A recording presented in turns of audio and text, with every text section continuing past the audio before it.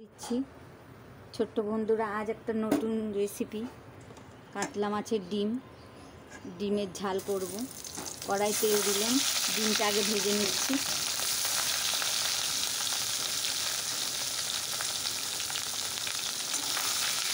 ঢাকা দিয়ে দিলাম, যেহেতু ফোটে গায়ে ছিটবে ওই জন্য ঢেকে দিলাম। ডিমটা এবার উল্টে দেব। ডিমটা একদিকটা ভাজা হয়ে গেছে, আবার ঢেকে দেব, আর এক সাইডটা ভাজা হবে। হয়ে গেছে এপিঠ ডিমটা ভাজা। এবার ডিমটাকে আমি ভেতরেই কেটে নেব। আমি একটু ছোট ছোট পিস করলাম, আপনারা চাইলে বড় পিসও করতে পারেন।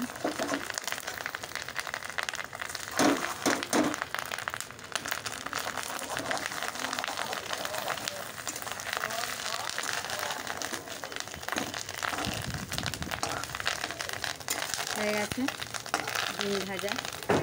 এবার কড়াই তেল দিলাম, এবার কালো জিরে ফোড়ন দেব।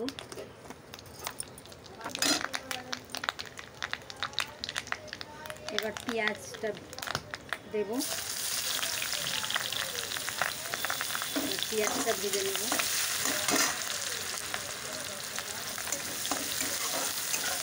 পেঁয়াজটা একটু লাল লাল করে ভেজে নেব।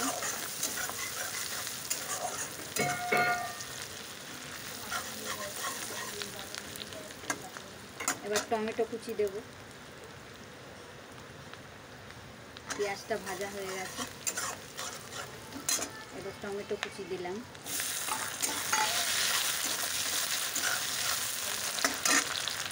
স্বাদ মতো নুন দেব।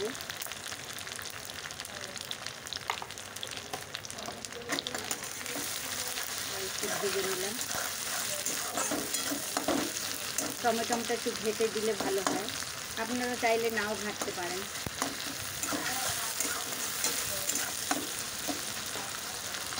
এবার এতে সর্ষে বাটা আগে থেকে বেটে রেখেছি, আর হলুদ আগে থেকে দিয়ে রেখেছি, দিয়ে দিলাম। দিয়ে একটু নেড়ে চেড়ে নিলাম।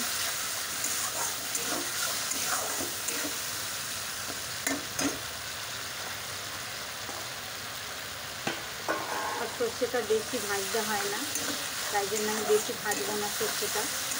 অল্প ভেজে নেড়ে চেড়ে এবার জল দিয়ে দিলাম। অল্প করেই জল দেব।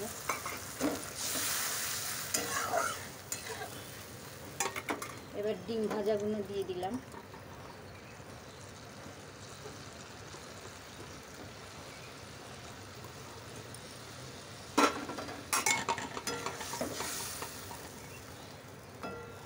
এবার চেরা কাঁচা লঙ্কা দিয়ে দিলাম। এবার ঢেকে দিলাম। 5 মিনিট পর ঢাকাটা আবার খুলে দেখব এরকম হয়েছে। হয়ে গেছে আমার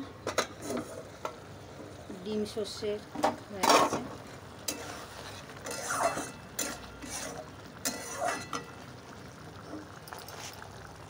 এবার ঢেলে দিচ্ছি।